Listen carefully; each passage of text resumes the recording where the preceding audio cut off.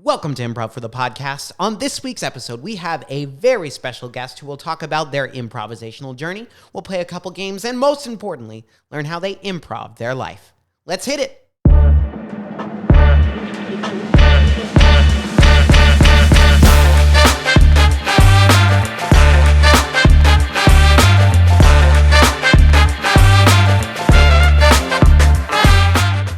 Welcome to Improv for the podcast. On this week's episode, I am joined by a very special guest. I'm your host, Michael Lee Evans, and today we're sitting down with Michael Lee Evans.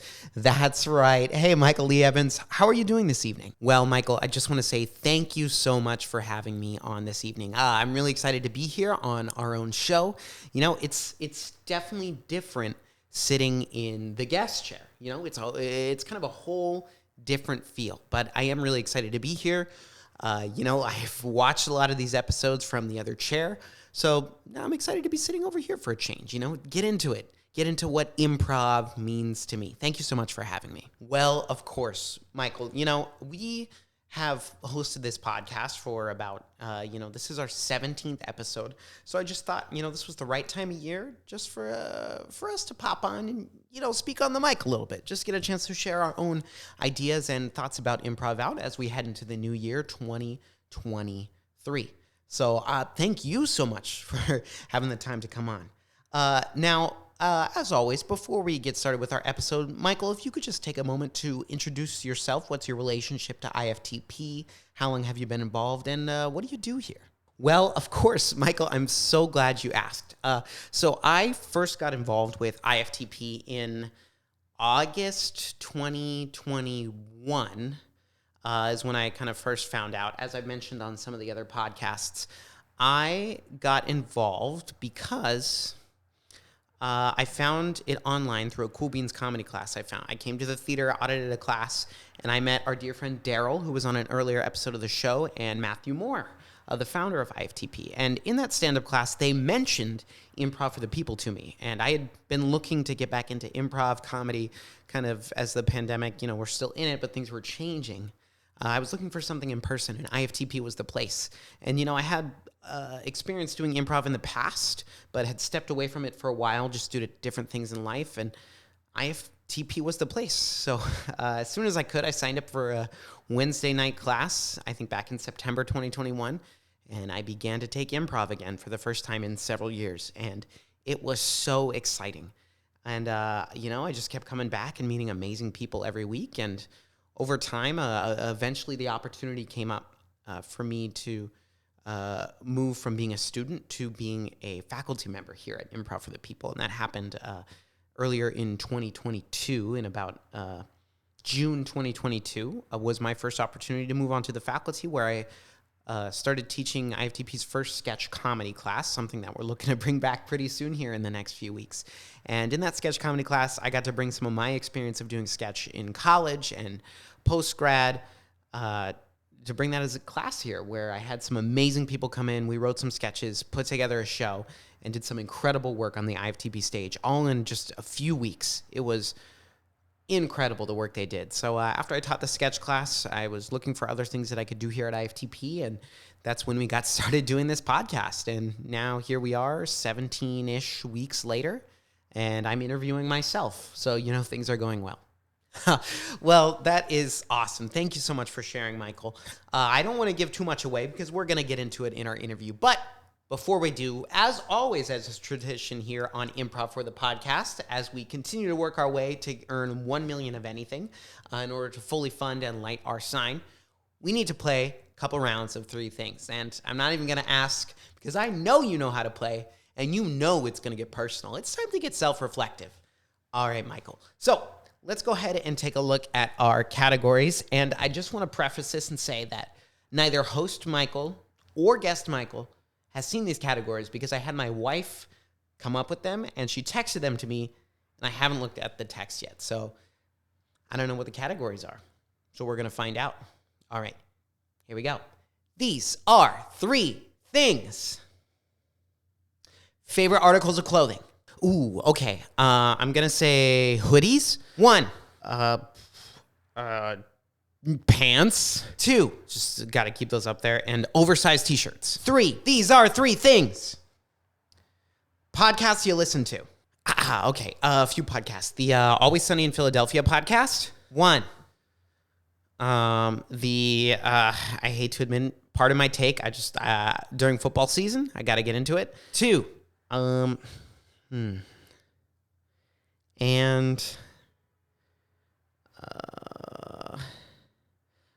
to say the film Reroll. 3. These are 3 things.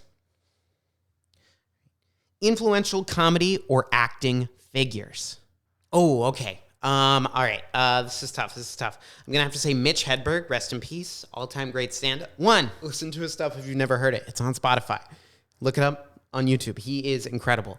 I'm going to have to say Tim Robinson. I think you should leave, and I think it's so fresh, and the episode format of 16 minutes is incredible. 2,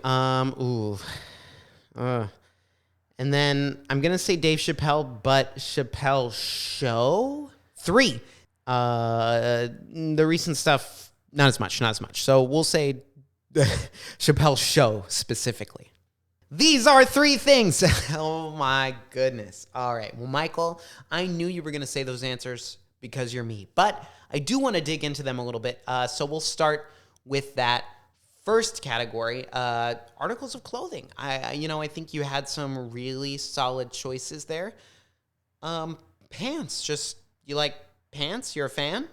Yeah, if I think about it, between pants and shorts, I like pants more. Don't get me wrong, shorts are good too, but I just like pants. I think pants are a great article of clothing, and of course, hoodies are awesome. And oversized t-shirts like the boxy fit, I like those as well. That's kind of my flavor of the times. I don't really ever wear that on the podcast, but because I like to keep it classy. But in regular life, that's what I do. Yeah. Well, I have to agree with you there, Michael. I am a fan of pants. So shout out pants. We're both wearing pants here tonight, so well done us. All right, that second category, podcasts you listen to. Really? Always Sunny. Love it. Critical Role, that's a cool one. For people who haven't heard of that is a podcast, I think, where the hosts, they play movies as adapted D&D campaigns, which is a lot of fun. It's pretty cool, really nerdy, good stuff. But pardon my take, come on, man. It's in Barstool Sports. Come on. I know. Yep, you're right. Critical Role is awesome. The Always Sunny podcast, great behind-the-scenes look into the show. But, yeah, I know. Pardon my take. It's kind of... I enjoy the show, but yeah, I know Barstool sucks. That's a weird one. It's a weird one.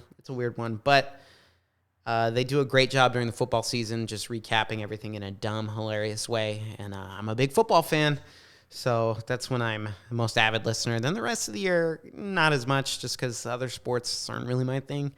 But yeah, it's like a guilty pleasure podcast. Sometimes we like stuff that's funky. It is what it is. All right. Well, I hear you there. We do love a good football recap, especially when it's hilarious. So finally, that last category, influential comedy and acting figures. I love the people you picked. I would do a much longer list because you mostly stuck with comedy, but I know we love actors too. So yeah, Mitch Hedberg, killer, amazing, stand-up, legend. All those guys. Dave Chappelle, that Chappelle Show work is just, that's really when he was at his finest, and I think he walked away at the right time. You can have too much of a good thing sometimes. So it's good, everything in moderation. And even with the Chappelle Show, I think the amount of time it went on for it, I also say Key and Peele is up there. And Tim Robinson. Love Tim Robinson. So you nailed it with those picks. It's like you're me. Yeah, it is like I'm you. Anyway, I love all those shows. And, I could honestly list so many more. I do love actors, too. I went to school for acting. That's literally what my degree is in. So I have an appreciation for, not just comedy. It's just that comedy is my main passion. So that's why I just listed all people related to comedy. But, I do love me good actor as well. I honestly really am a fan of Daniel Radcliffe's, career post-Harry Potter. Really, he's done a lot of interesting stuff. I was very lucky. I had the chance to see him on Broadway and How to Succeed in Business Without Really Trying.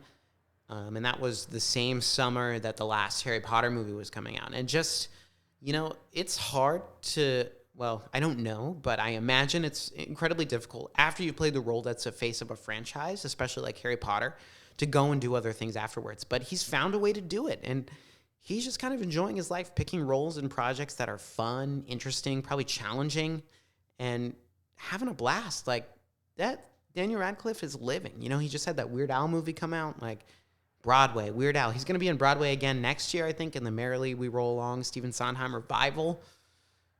Man is killing it. So that's like an acting influence in a way. All right. Well, I will say Daniel Radcliffe is a great pick and all those other things.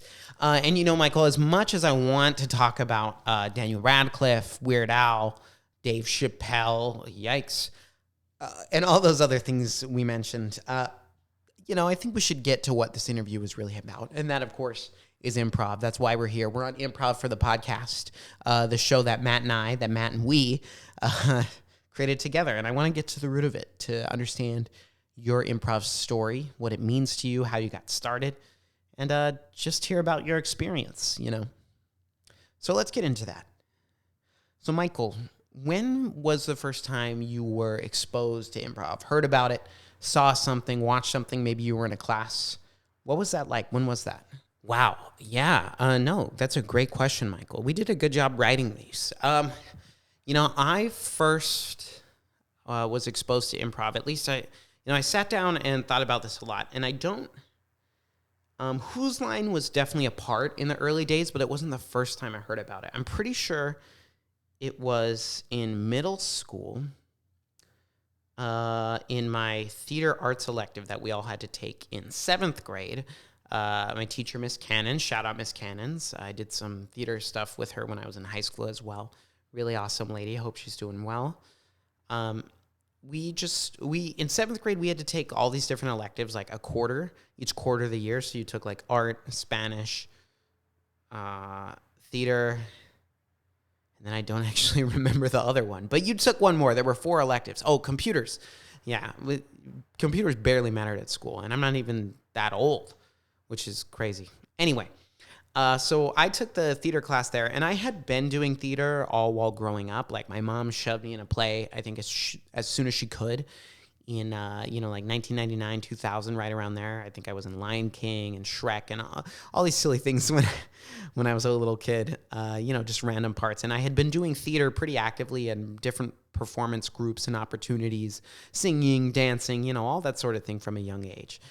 But I hadn't, dove into my theater craft as much yet. And I think middle school started some of that, being in this elective class. And I remember we just played some silly games that my teacher explained to us were called improv.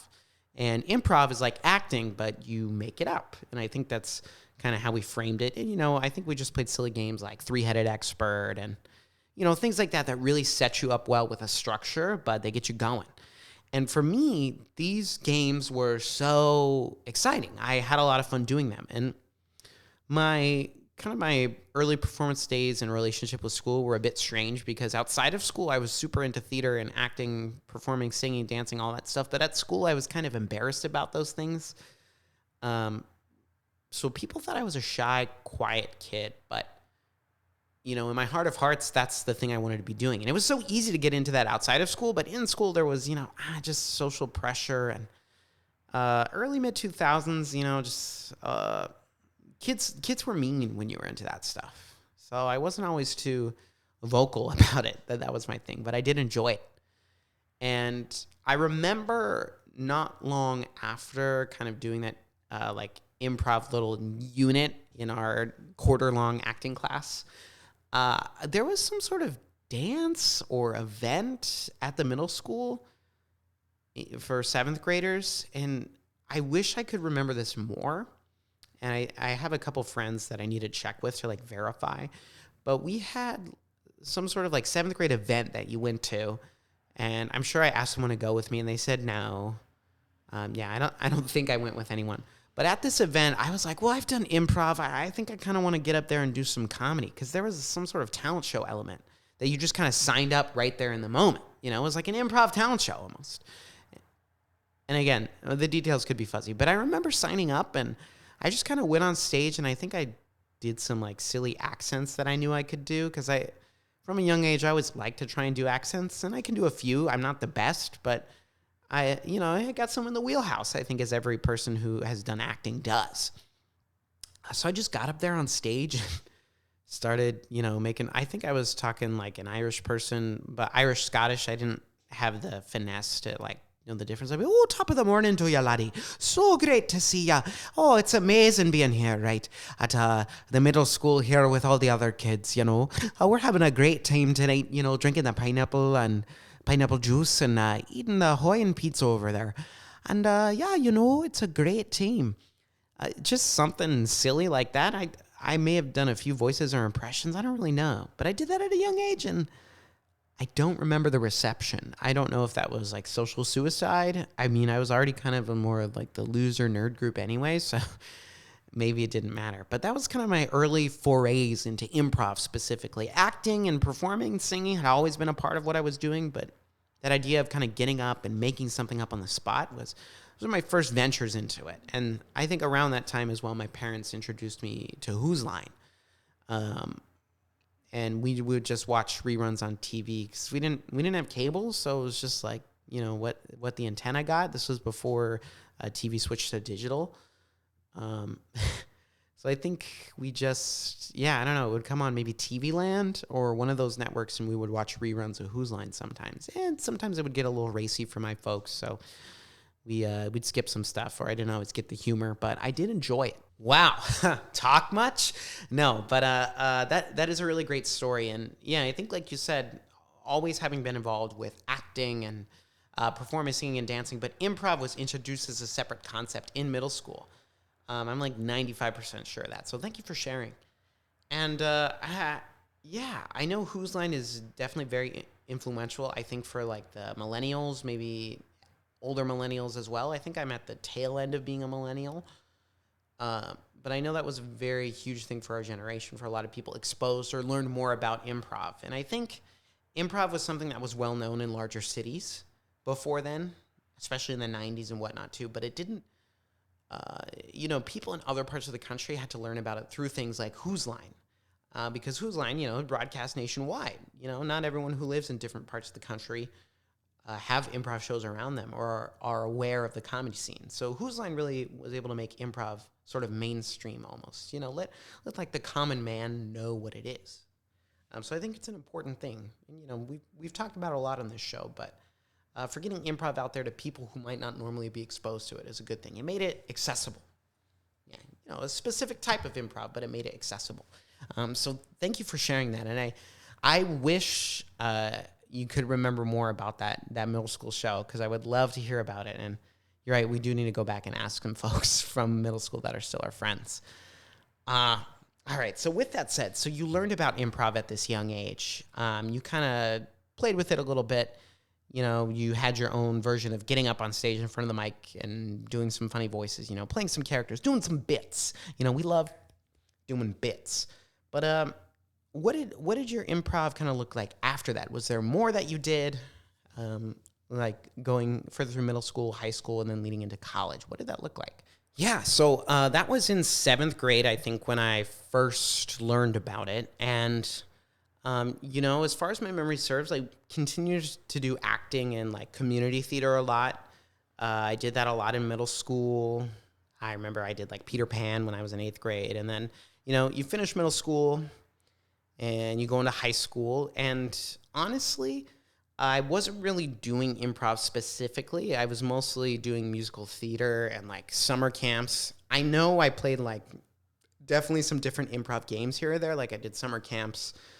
And if you're having to entertain a bunch of kids who are into acting for like a week or a few weeks, you probably play some improv games here or there, So I think that was definitely something I was doing. And I always liked being funny, or trying to be funny, I think is more accurate, and making jokes with my friends. That's something everyone likes.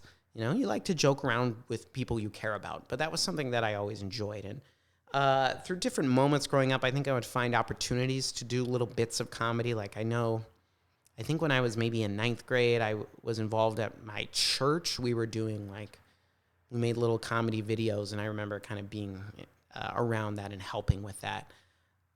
We made like a MacBook Air parody. I don't know if anyone remembers, but when like the first MacBook Air came out, they had that video where they put it inside the manila envelope, where it plays, I'm a new soul, I can feel the strange world hoping. And they played that song, and we made some parody of that. I don't even remember, but I think I was part of that group that helped make like the MacBook Air commercial parody with the manila envelope. Anyway, so I wouldn't say I did improv explicitly in middle school or even in high school, but I was always around and involved in theater. I was always performing. In high school, I took a little bit of time off my freshman year from doing theater. I did like a drama class at school, but then I had an injury, was out of school for a while. That's a whole other story. Concussions are dangerous. Be careful, especially if you're a kid. Concussions, they could knock you out for a while. Crazy stuff. Anyway, so high school, I continued to do theater my sophomore, junior, and senior years. And particularly my junior and senior years, that's when things got really serious about performing. My junior year, I got involved with a group outside of school where we would work on monologues and scenes and showcases and even put on shows. With that group, I did Into the Woods and different things like that. And I actually had the opportunity with that group to go to New York and study at an acting studio there just for a week called Atlantic Acting Studio. And during our trip there, part of that experience of going to that acting studio was that we got to do more improv. And this was at a whole other level than anything I had done before. Just because, community theater, you always play short form kind of structured games. But at this acting studio experience, I remember we did get to do some improv exercises, and improv exercises in character related to the work we were doing. We were doing some scene study work, some monologues and things like that. And I remember really enjoying that work that we got to do. So improv was always kind of there in the background. It was like something we'd play for fun, but it wasn't the serious work. And I think that's how I define it through most of my life, through high school. And then college is maybe where things take a bit of a turn. All right, Michael. So what I'm getting from all of this is that you're kind of a theater kid. Oh my gosh. I'm glad that knowledge is finally out there now. It's important that people know that I am a theater kid. So just that's a label, that's a warning that people need to be aware of when they meet me.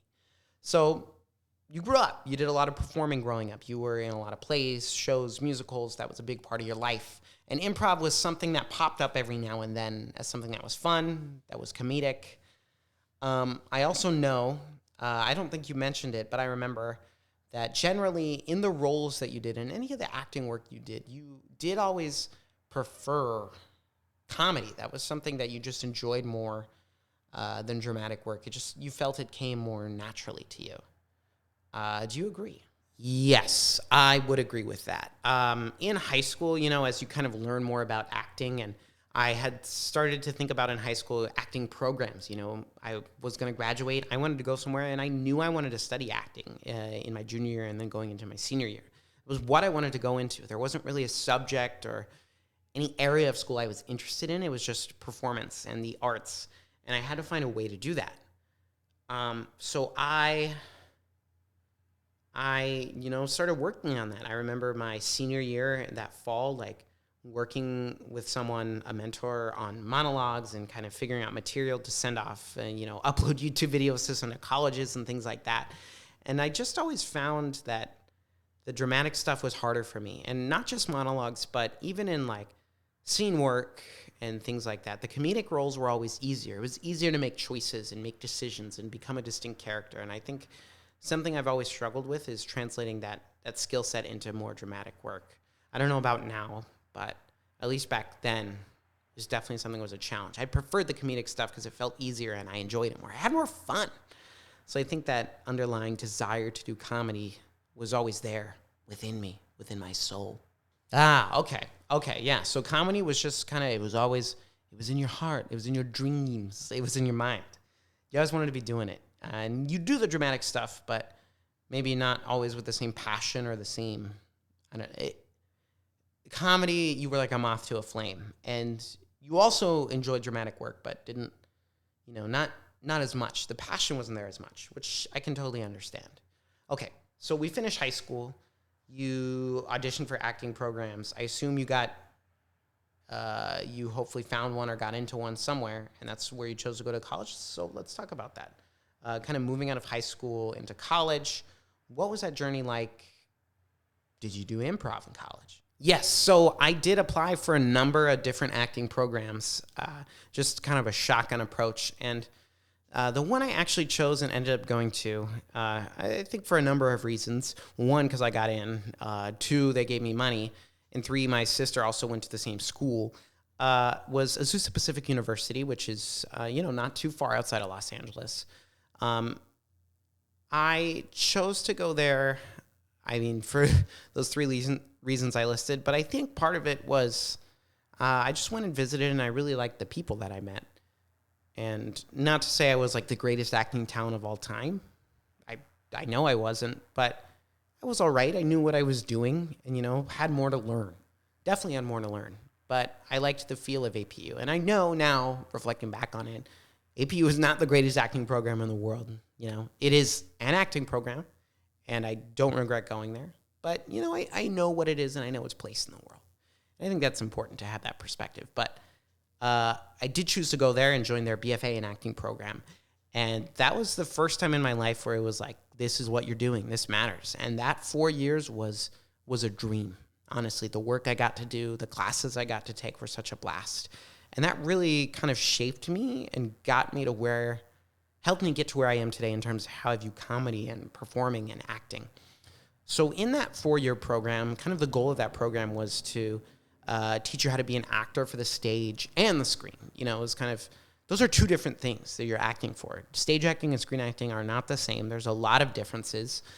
And the goal of the program was to teach you how to do that successfully and then hopefully learn a little bit about the business of Hollywood and then send you off on your way, as so many BFA programs do. They load you up with debt and then tell you to be in one of the least profitable professions for most folks. But that's another story. The cost of college is bad for everyone. Anyway, so I loved my time at APU, Azusa Pacific University. I loved the classes I took. My professors were incredible people. My friends that I made that I'm still friends with now are such fantastic folk. And each year we got to explore different facets of acting. We're doing beginning screen acting. We're studying movement for the actor, voice for the actor, Shakespeare, da. But in my sophomore year, I remember in particular, that's when we got to do a semester of improv. Improv. Yes, a semester of improv. And this was a big deal because this was the first time in my life I was taking a class solely dedicated to improv. Improv had been something, as I had mentioned earlier, that popped up over the years. But this was the first time it was like, we're coming here to study improv. We're going to do improv every time we're in this class. That's what it's all about, and I absolutely loved it. The professor I had for that class, her name is Dr. Monica Ganis. She is an incredible woman who has been involved in acting and comedy for such a long time. She is an icon, a legend, truly, and kind of like a personal hero of mine. But Dr. Monica Ganis just taught us so much about improv, and I think did such a good job of introducing those of us who hadn't really done it before, those of us who had only done short-form improv before, and really kind of opening that world up. Dr. Ganis, she was on Mork and Mindy back in the 1980s with Robin Williams, and you can go back and find clips of her on the show. So she had stories about, working with Robin Williams and different comedy icons, Pee Wee Herman.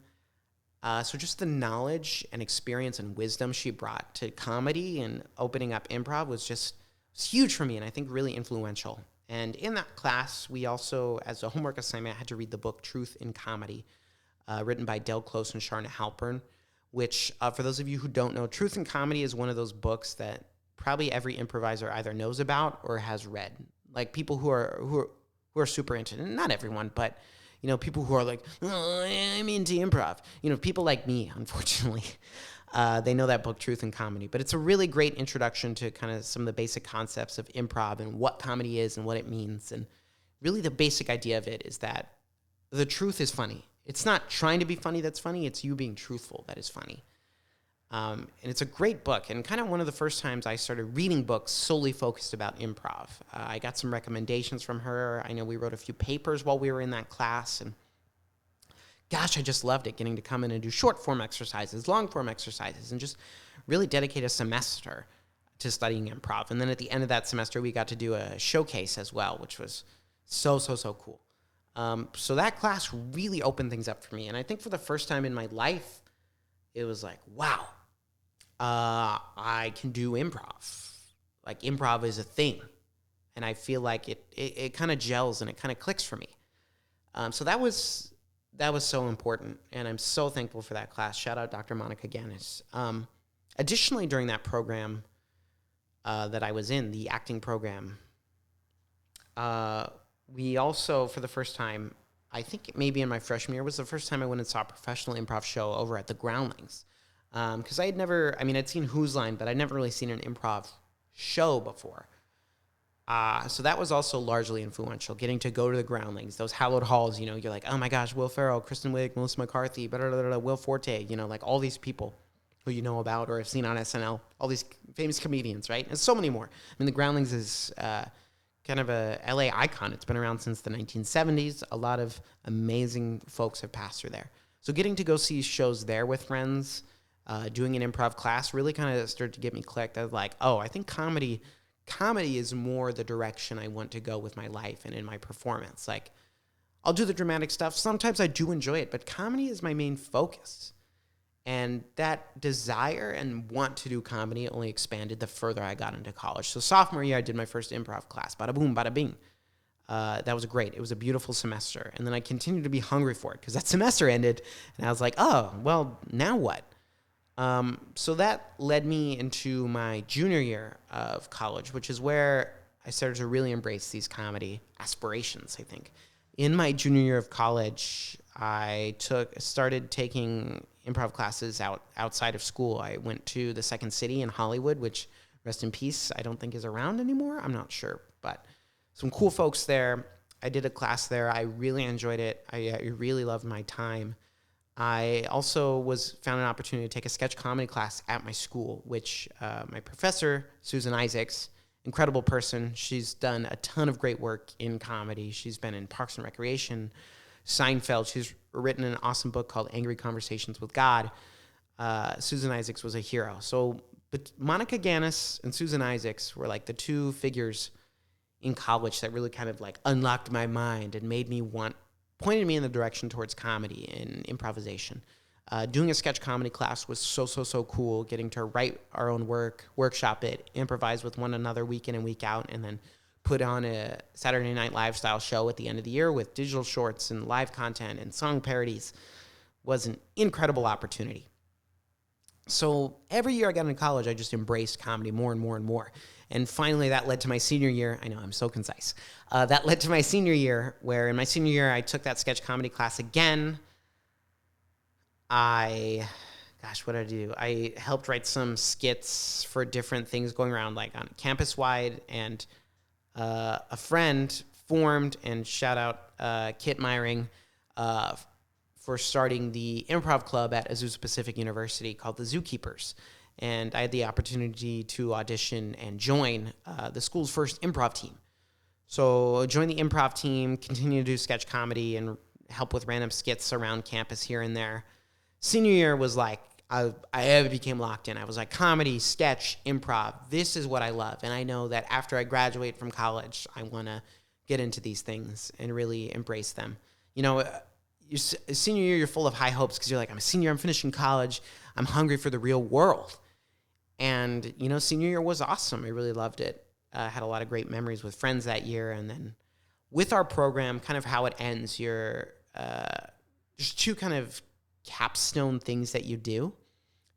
You write a big paper, and then you do an acting showcase. And every senior at Azusa Pacific writes a capstone paper. It's a senior thesis. That's what it is.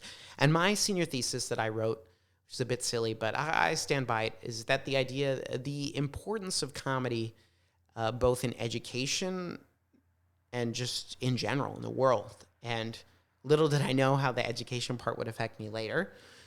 But the importance of comedy within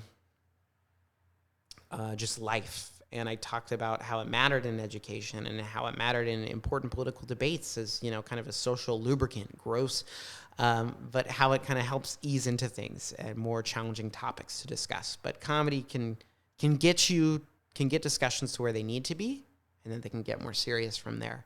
And how it can help in the classroom, establishing and building relationships. And that some of the best and most impactful teachers I felt I had were the ones who could joke around and be funny with us, but serious in the right moments as well. So all in all, college ended with me knowing I loved comedy. I knew it was important in my life, and I wanted to pursue it. And at my senior showcase, I felt I did well with the comedy part of it and not as much the drama stuff. Whew. Wow. Yeah, college sounds pretty jam-packed, but it sounds like those two professors you had, Dr. Monica Ganis and Professor Susan Isaacs, were both such important figures in kind of getting you to figure out what you really did enjoy and wanted to do. So you graduated college, you did that showcase, you graduated college, and then life gets real, right? Life gets real. You graduate college. I know you said coming out of senior year, you're coming in hot, you're feeling good. You're like, I finished college, boom, I got a degree, I'm ready to go take on the world. But things get real after that, don't they? College is a cool place because it is pretty safe. Because you're there, you're in a world where a lot of your needs are met. You have somewhere to live. You have food, even if you're struggling, there's food around. It's safer than the real world, which is probably why it's so expensive. So what did things look like coming out of college and kind of leading up to your time joining and finding Improv for the People? What did that look like? Whew. Yeah, you said it. College is safer than the real world and in real life. And coming out of college, was kind of a slap in the face. Like, life got real because then it's just like, you don't have school anymore. You lose that structure that you're given. And it's just kind of you left to the wolves to figure everything out. Whew. So in college, things were good. I graduated and started trying to take on the whole acting thing, the whole comedy thing, while also just trying to live and eat and pay rent. So immediately, the first job I got out of college, I was working for the Geek Squad, and that didn't go well. So then I started working at Target. I didn't like that, so I started working at an ice cream place. I did a lot of job hopping in the first 6 to 8 months out of college. I think I had 5 to 6 different jobs less than a year after graduating college, which, I don't know. I guess that means I was good at interviewing, but bad at wanting to stay. I was never fired. I just didn't like the job, so I tried to find other opportunities that made more or similar amounts of money. All right. Anyway, I haven't been fired yet. It could happen, though, sometime in my life, because that just happens, and that's life. But I hope not to be. Anyway, so as I was struggling going from job to job, I was also attempting to make my agent happy. I somehow got an agent and was trying to go on these auditions, and they were just all kind of garbage. Nothing really came of them. I'd go to these random pieces of crap auditions. I'd show up. I auditioned for like a JCPenney kids catalog for some reason my agent sent me out on. I have a young look. I have a young face. The only reason I have a beard is to look slightly older, so that for my wedding, I at least looked like an adult when I did get married pretty recently. So I had a young look, and a lot of the auditions I went on, I think there were 2 things that were true about these auditions. I didn't do that well, and they just weren't the right thing for me. It was probably both those things. I think I'm not a traditional type, and I have a unique approach to things, which isn't always good, and those auditions were not really what I wanted to be doing. So in addition to trying to do all these auditions and whatnot, I was also trying to still do comedy, and that's when I started. I had done some Second City, and now I wanted to try UCB because coming out of college, UCB is what I had learned about next. I was like, oh, that's where Amy Poehler came from. I love Amy Poehler, Parks and Recreation, best show. And, all the different comedians, Ben Schwartz, Aziz Ansari, Donald Glover, all the different people to come out of there. So I fully went into the UCB mode, and I went UCB hard. I was reading the book. I was going into Herald Night. I was invested in UCB. I was going to shows as often as I could. And, luckily they're very cheap when you're a student there. So I could make it work. And, between all the different jobs, Uber, Postmates, Lyft, and all those different things I was doing, I tried to stay afloat. improv classes can be really expensive when you're broke. So yeah, I just kept going on auditions and failing. I was taking improv classes, which I loved. And I was reading books and listening to a lot of podcasts about these different things. So I was eating it up, but I wasn't really going anywhere. I was just taking classes and learning and learning and learning. But nothing much outside of that was happening. And during this time, I finally found some career stability as well. I started working at a middle school in LA. We'll just leave it at that. I was working in a middle school in LA, just in their after-school program, kind of helping out. And I actually, while I was taking improv classes outside at UCB, I was thrown into teaching an improv class with kids during the after-school program. And in truth, I had little experience working with kids. I had done it a little bit volunteering growing up, but not as like the classroom head, the head of the classroom. So that was a bit dicey. But I started working there. It was a good job, and I knew I was going to stick with it. So I was working at school, taking improv classes, and life was pretty good. I mean, the auditions were still failing, but I had found some stability in my life. And that's kind of how that went. Wow, okay. So you found some stability in your job after like the 85,000 jobs that you said you had, working at Geek Squad or Target or an ice cream place or whatever. You were taking the UCB improv classes, and then you started working at the school, in the after-school program, and things were going well. And, you know, that sounds really good, but I know in your story that there's kind of a turn here and things change. Tell me about that. Yeah, so all these things were happening, and then late 2017 is kind of when things got tough. So I had been working in the school. It was going well. You know, I had some more opportunities to work a little more hours, and I wanted to continue to do that because I enjoyed my work, and I wasn't always good at it. You know, I tried to be the fun teacher, but I wasn't always good about being strict when I needed to. But yeah, it's after school, so it's a little different. But I would also help out during the day, monitor lunch, make copies, different things like that.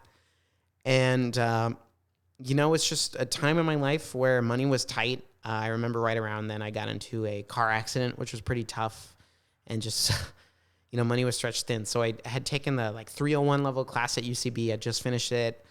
Was so excited to move on to 401 because it's a big deal. And then I just the money ran out. Things got busy with work. Acting stuff started to dry up. And at that point, my agent had dropped me because I hadn't really booked anything. I booked like one dumb part in a feature film that still hasn't come out called The Pastor, starring Kevin Sorbo, which if you know about Kevin Sorbo, maybe it's good. The movie that I was technically in with him didn't come out.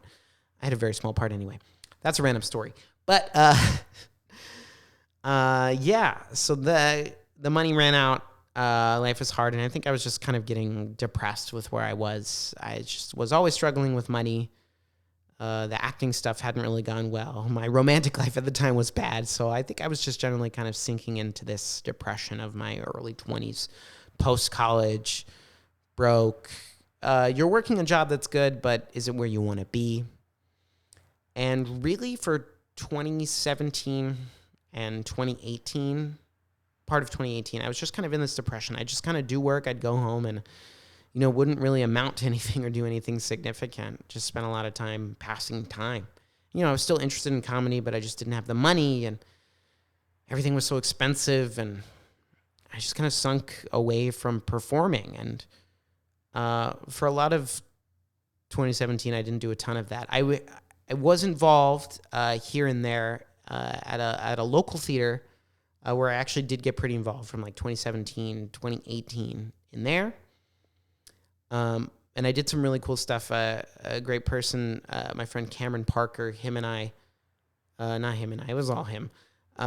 He started doing this improvised Batman show called Bat Night that I got to be a part of and play a variety of different roles, which was a ton of fun. And just some cool local theater, kind of street theater stuff, like small space, 30 seats, you know, would get people in the door. I helped do a podcast at the small theater called the Mosaic Lizard with this guy named Jay Parker. He was the owner of the theater. I did a lot of cool stuff, but like kind of indie, underground, very low level. And I think I enjoyed doing that stuff, but I was just depressed about the rest of my life. And so after a while, unfortunately, that theater closed down. And then I just kind of fully focused on my work in education. I said, you know what? I need to make a career out of this because I'm depressed about money. I need to do some things to start making a little more money. So what that led to was that I worked my way up and got promoted at the school and eventually became a computer science and robotics teacher, which, as you know, I have a degree in acting. So that makes a ton of sense. But luckily for me, I've always been interested in technology, and that's another passion I have. So I started doing that. And so I was hired in that position in 2019 as that computer science and robotics teacher early that year. So I finished out that school year as that position. And, once you become a teacher, that pretty much dominates your life. You can't really do anything else. And especially for this school that I worked at, it's pretty serious. And I was a teacher there at that school for 3 years. I actually just stopped being a teacher in June 2022. So I was the computer science and robotics teacher for 3 years. And I absolutely loved it and hated it at the same time. What I loved was that the kids were awesome. And the best part of working at a school is the kids that are there and getting to spend time with them and build relationships and then build robots and code websites. So I got to teach cool subjects and I got to work with amazing kids. I taught 5th through 8th grade, so I taught everybody at the school. I knew everybody, and that school is also where I met my now wife, so I'm always thankful for that. But while I was at this school, I think slowly over time I started, I was less depressed about my financial situation, but was more depressed because I wasn't doing anything that I wanted to be doing. I wasn't performing, I wasn't acting, I wasn't writing, I wasn't doing anything. I wasn't improvising. And I just kind of slowly, year after year, sunk into this depression. And it wasn't really until the COVID pandemic hit, where I had a lot more time at home because I was teaching from home, to think about these things and think about what I wanted to do with my life. And I knew at the end of the day that I was like, I can't be a teacher forever because I know I just can't. I don't know that I have the skill to be strong enough. And by strong, I mean like strict as a teacher when you need to be. I like to have fun, and I had the luxury of being able to be more fun because I taught computer science and robotics. I wasn't teaching math. So I realized it was not where I wanted to stay long term, and it was just draining and sucking the soul out of me, this job. So I had to find a way to change my career and get back involved in comedy. And a lot of that push came from two things, therapy and my now wife. So shout out Dee, you're amazing. And shout out therapy, Brian, he's my therapist. He's a great guy. It kind of helps get me back on track from this depression and this funk and this kind of pit I had found myself in that I dug for myself. And in truth, the pandemic, it gave me time to reflect on a lot of these things. And I kind of came to this conclusion that I need to push myself to be uncomfortable. So in I guess that was 2021. When I found IFTP, that was kind of the start of my journey of like, I'm getting back into performing and doing comedy. I need to get back on this horse. If this is something I want to be doing, I need to make it happen for myself. I can't wait on anyone else. I need to get out there and just be doing it. And now that's where it's led me today. So like I said, I got involved with IFTP in 2021. And it's helped bring me to where I am now. IFTP kind of pulled me out of this funk and gave me a place every week where I could go and have fun and I could laugh and I could get up and just be silly and hilarious and kind of let go of the pressures of the world, and I could spend time with great people and I could just perform the art that I love every week. And I am so very, very lucky that that led to opportunities here, getting to do shows and getting to move into things now, like getting to do a podcast. And I also, in my personal life, changed careers. I'm no longer a teacher. I work in IT now, which I love because it gives me more time to come here to IFTP and do things. Because it's the place I love to be, and I love to be a part of this community and to get to help contribute and do a podcast or teach a sketch class or help set up a table. I don't know, go to improv camp, incredible things like that. So I am very blessed to be here in the studio, and for the opportunities it's given me, and for the kindness and the joy it has brought. Because it's really been a huge part of kind of the change I've seen for myself and how I've been feeling, and depression, and having a zest for life rather than trying to make it pass by faster. Whew! Wow. Okay. So, improv. Yeah, it sounds like you had a bit of a hiatus there from performing, and I know teaching, and that work is really tough. And shout out to all the teachers and educators out there. The work you do is so important, and I wish we lived in a country that valued the work that you do more. That's another story, but shout out all the teachers out there. Thank you for what you do. It's really important stuff. All right, so Michael, thank you for kind of talking to us about that journey and what led you here to where you are now at IFTP, here doing this podcast, hopefully doing the sketch class again coming up soon, and just comedy in general, getting back on that horse and saying, hey, I'm going to do this. So there's just a couple of questions I want to ask you, and then we're going to get to our games, because there's no better game than watching someone play with themselves. Anyway, one question I want to ask you, and I think you've gotten into this a little bit, but what has been kind of the impact of improv in your life? You shared your story. So sum it up. Give us the impact. What has improv done for you? Whew. Well, improv has done a lot, and I think I've had the chance over the episodes here and there to kind of give nuggets and kind of share my opinion and how I feel about improv here and there. But I think for me, what I've realized is how I view improv has changed over time, and it's changed a lot specifically ever since joining this studio. I think for a long time, specifically in college, I just viewed improv as, it was like, if I get good at improv, that means I'm going to get on SNL. And that's all I really wanted. I wanted so much from improv. I wanted improv to take me to comedy heights. And that's how I viewed it. That's why when I went to UCB and did different things like that, taking a class at Groundlings, kind of just saw it as like, improv is going to get me to this place. Improv, make me funny, make me go places. But I think now, as I've gotten older and just spending time here at Improv for the People and doing improv for the podcast, hearing all these people share their incredible stories, is when I view improv like that, I put it inside a box. And it's almost selfish in that I'm going like, improv, what are you going to do for me today? You're going to get Lorne Michaels in this room. You're going to get, blah, blah, blah, the head of Comedy Central in this room. Which is really, I think, improv has been so much more for that for me. As I often like to say, improv lessons are life lessons. Improv has helped me realize the importance of listening, active listening. In my personal relationships, at work, the importance of the attention to detail and calling back on things that you hear in the moment that might be important down the road. It's helped me be collaborative and work on things with other people. I'm not a perfect person. Improv has not made me a perfect person, but I think it helps me realize I can keep getting better and I can keep improving. And that's what improv gives you the chance to do, and life often does too. Improv is just a more controlled environment to do that, right? You get to get up, and every time you do a scene, you hope that you can do the scene a little better than the last time you did a scene.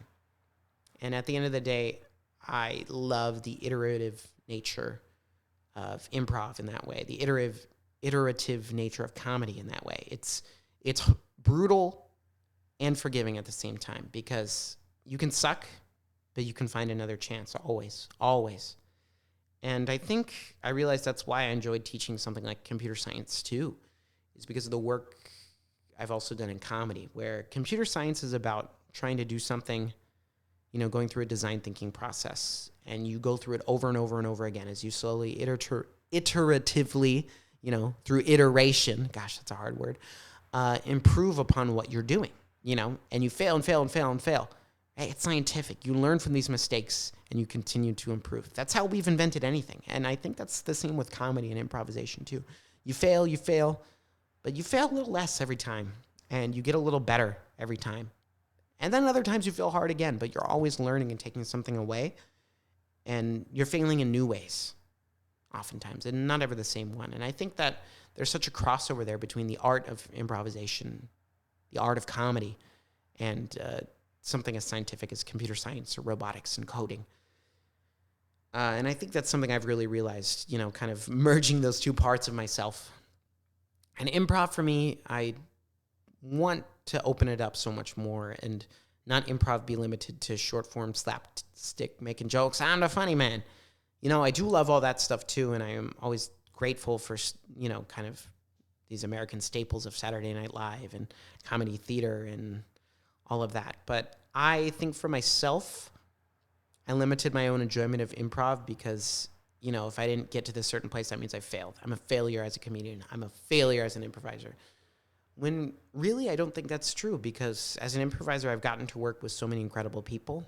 I've met some amazing folks. I've gotten to do a podcast where I hear amazing stories and how people have been helped by improv, how it's improved their lives and helped them overcome things. And it's helped me overcome things too. And Sid and I talked about it a few episodes back, talking about improv as therapy. I think that's something that's been true for me. It's given me a place to experience joy, even in my lowest moments. So improv is so much more than just comedic vehicle. It is great for comedy. It's great for drama. But it's great for just letting you be you and for letting you learn from mistakes. And that's something that applies to life every day, because life is full of mistakes. And in life, you either choose to learn from them or choose to keep repeating them. So you always want to strive to be making different mistakes, not the same ones over and over. So I think that's how improv has impacted my life. Improv lessons are life lessons. And I think my time here at IFTP has opened up my perspective and my view of it. It's not just a vehicle for comedy. Hoo-wee! Well, not to toot my own horn, but toot my own horn. Well said, Michael. Well said. And I think, yeah, you're right. It's not making the same mistakes over and over. It's moving forward to make different ones. Because we're always going to make mistakes. That's part of being human, right? The human condition. So my last question for you tonight, before we get into some games. What's next for you in improv, in your comedy journey? What are your next steps? Well, Lord willing, I want to continue doing things here at IFTP. There are some incredible folks here on faculty. Matt, of course, has given me so many opportunities. Ava, Benjamin, Jamie. I mean, these people are all incredible, and they're all such amazing teachers and so welcoming and inviting. I think a big thing for me is that I want to continue doing work here at Improv for the People. I want to continue doing this podcast, hoping to teach more sketch classes this upcoming year in 2023. We've got one coming up. Please sign up. If you go to improvforthepeople.com, I think you can find signups for it on there. So continuing to teach the sketch class, and I think creating new opportunities here at the theater, and then also outside of IFTP. I want to continue to push myself working in comedy. And I think a big thing for me is maybe coming to terms with, as I get older and deal with the realities of life, of like things like I want to have a family, and I live in a very expensive city. I think it's important for me to realize that I think I'm finding ways to be happy. Like, comedy and performing needs to be a part of my life in some capacity, always. And that's important. And it's okay if I don't go and become the most famous person, in the world. It's okay if I don't become the next Robin Williams. I'm obviously not on his level. I'm just using that as an example. I am not Robin Williams or anywhere close. Just an example. But I think so long as I have the opportunities to perform and do those things, that's all I want, It's not about the money. It's about getting to enjoy it. And I do need to have a day job that, where I can be stable and provide and things like that. But I need to find time to do this stuff too. And I want to expand that this year. Teaching sketch classes, continuing to do the podcast, writing more things, putting things online, maybe a screenplay, who knows? I want to push myself in all those ways this year. And I think that's kind of what's next for my comedy journey is, continuing to make myself be uncomfortable and continuing to make the new mistakes in what I do. All right. Well said, Michael. I'm excited to see where your comedy journey takes you next. It is January 2023. It's, I think, the 5th. So we'll see what happens in the future later this year. It'll be interesting maybe to revisit that in a future episode with a lot of these folks we've talked to. So with that said, I think we should get into some games. All right. So this first game that we are going to play is, of course, called Totally Random. So in this game, Michael, what we're going to do is that I'm going to give you a random topic, and you are going to go on an improvised rant about that topic until I black you out. All right, so that's what we're going to do. This game is called Totally Rant. And your random topic that you're going to rant about is World War One. All right, so here's the thing about World War One that I don't really get. How'd they know to call World War One? Like, did they already know there was going to be another one later? Like, that's just really, the foresight there is just incredible. Incredible. They knew to call it World War One. They're like, yo, this war is going to be a big deal, but it's only going to be the first one, okay? Just wait. This one's bad, but just wait. World War I is crazy. I also just, why did we call it mustard gas? Because mustard gas, that just sounds like something you get after eating too many hot dogs. Like that's not scary. It's more just gross. Like, oh, Dave's got mustard gas. It's not like, do you think soldiers like heard that? Like mustard gas, they're like, okay, big deal. Like, whatever. Yeah, like, we know, like, the German dudes over there, they're probably eating some sausages, while they're in the trenches. I don't know. We could have done better. If you needed to look out for it, you should have named it something more threatening, just like murder gas. Mustard gas just sounds too nice, too silly. Like, it sounds like something that would be in a comedy movie. Like, mustard gas. Yeah, but World War One, I mean, they wore those hats with the little points on top, which just looked like tiny Christmas trees, so that's kind of silly. Honestly, the war of attrition is stupid. It's just like, it's like there were two groups of dudes at the beach, and they both dug trenches, and then just threw things at each other for a while. Nobody accomplished anything. They just sat there for days, months. World War One, they just kind of mess around, wasting time. And I know it all started with an assassination. Archduke and the Franz Ferdinand, also a great band. But yeah, I don't know. I think the sequel, they knew there was going to be a sequel, and that the sequel would be a stronger candidate historically. Yeah, so that's my take on World War One. Blackout. All right, well done. All right, so that's our first game. Yeah, that's a wild one.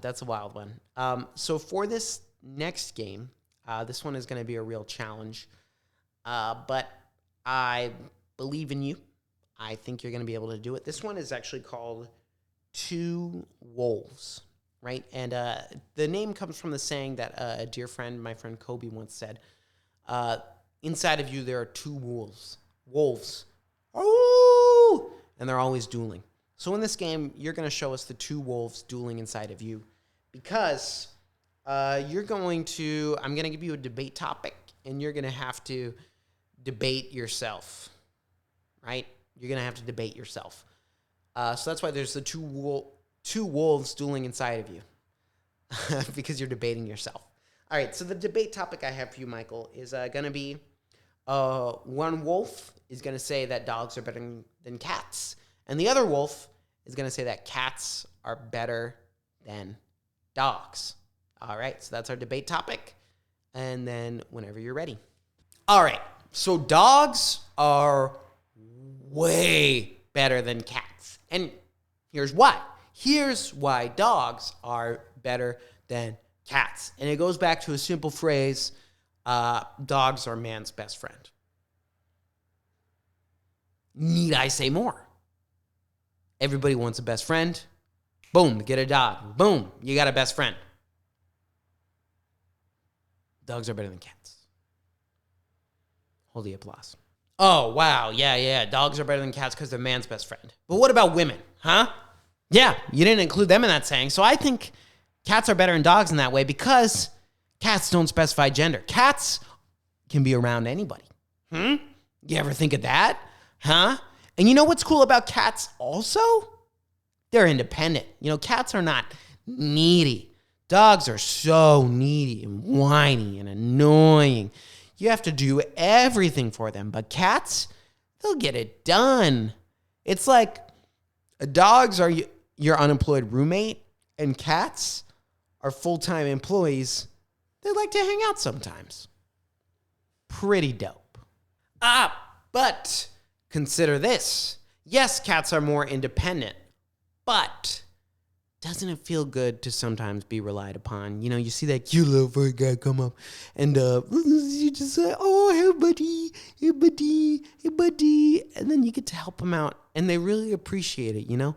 A dog makes you feel appreciated. And that's special. You know, you see your dog, oh, hey, buddy, hey, buddy. You come home from work, oh, the dog's all hyped and like, oh, you know, like loses it for you. And there's no better feeling than that. You know, a dog welcoming you or greeting you, like that's like peak human experience right there.